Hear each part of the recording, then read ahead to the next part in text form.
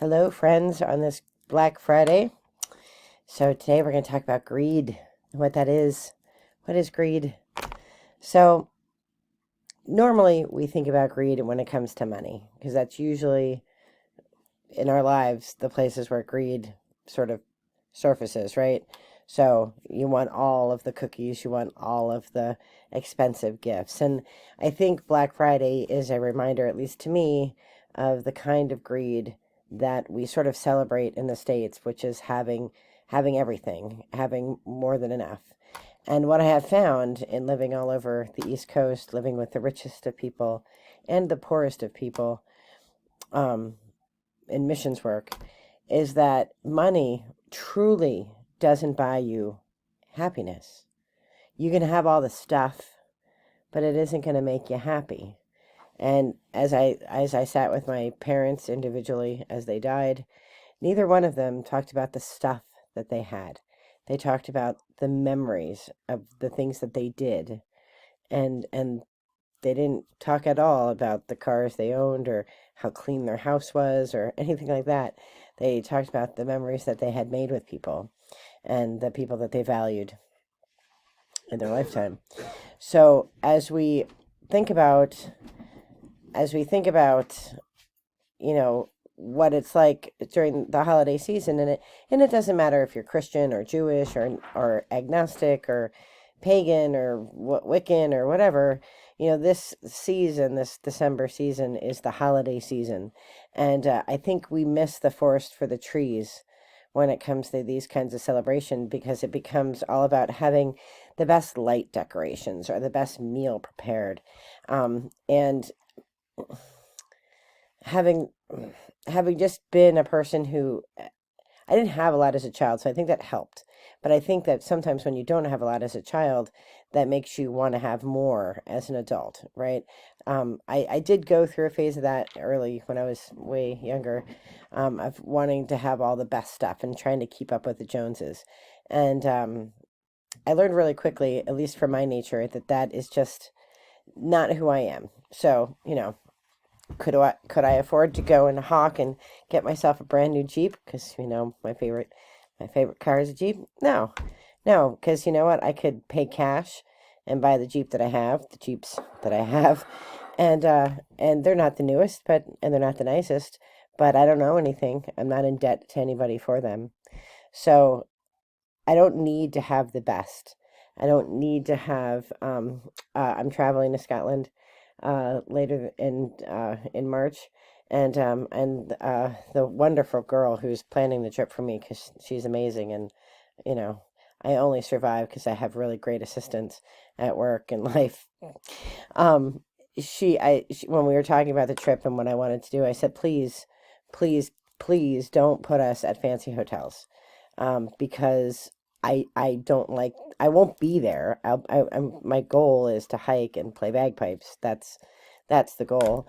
That's the trip, right? And it's to see the standing stones at Iona. That's where I want to go because I'm drawn to that part of my heritage.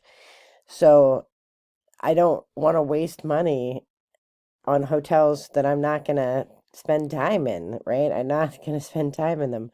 So I'd be okay sleeping in a sleeping bag on the side of the road. That'd be fine by me, but apparently, this might be illegal. I don't know. Backpackers are backpackers. What can I say? I can carry everything I need in a backpack. Although my pipes do take up a lot of room, so I might need a little more than a backpack, right?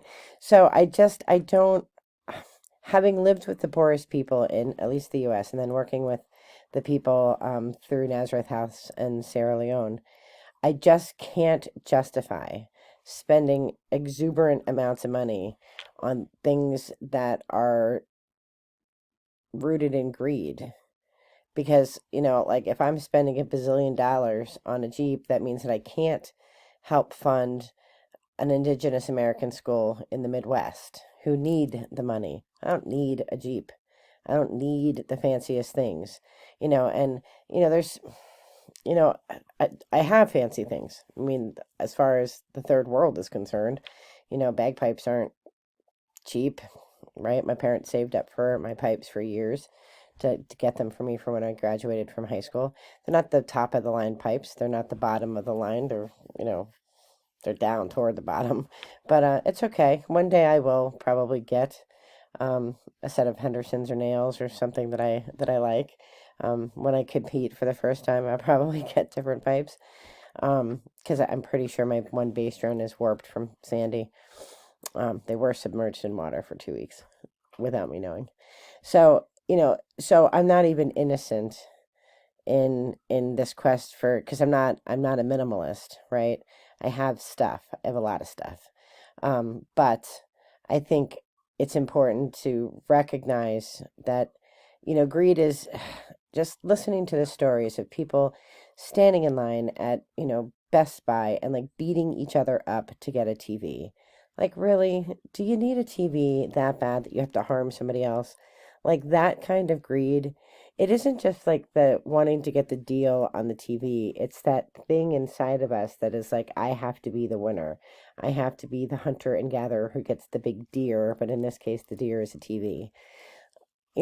When there are people who don't have food to eat, they don't have a house with a roof, and they live in the US. We're not talking even about Sierra Leone. We're talking about right here in this country. In Pennsylvania, there are children who go without food, who don't live in adequate housing, who don't have access to good water, right? So, greed is something that we have to check constantly. And I always, in ourselves, and I always try to think, like, do I need this? Do I want it? Because really my needs are mostly met.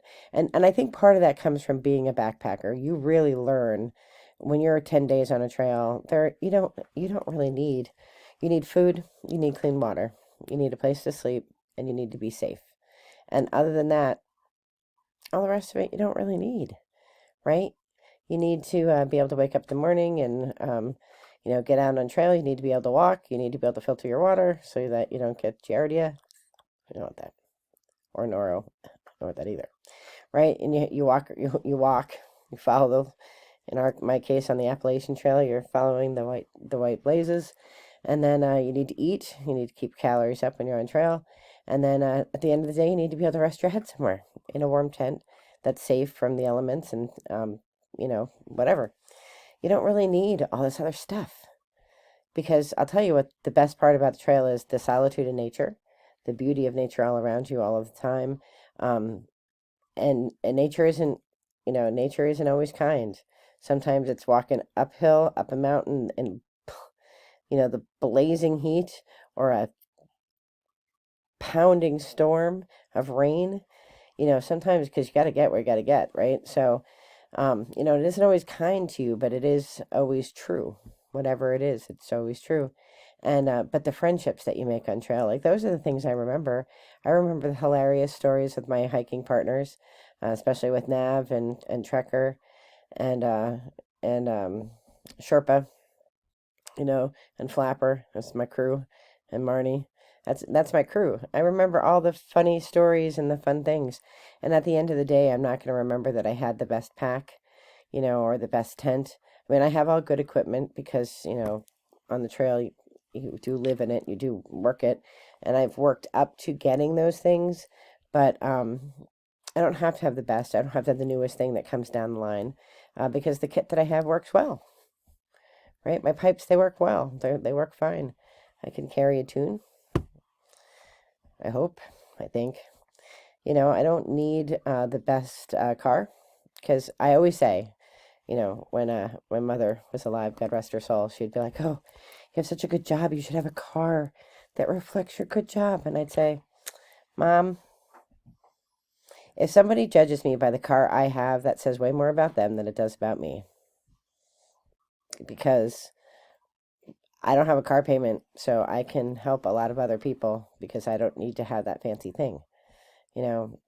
And the same is true with I don't need, all the things, whatever the things are, and I sometimes different people in our lives draw us to that kind of thing.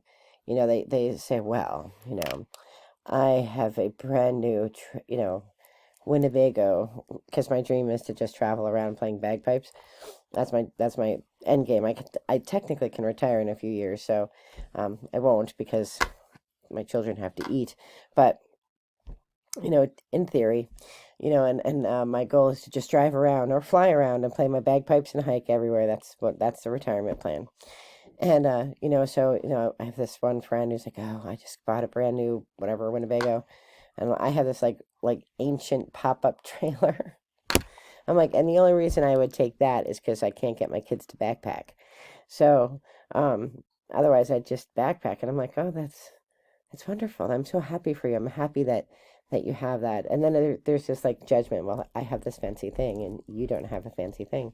And I'm like, I don't know how many F's you think I have, but I don't have enough for that because I'm so grateful for the things I do have.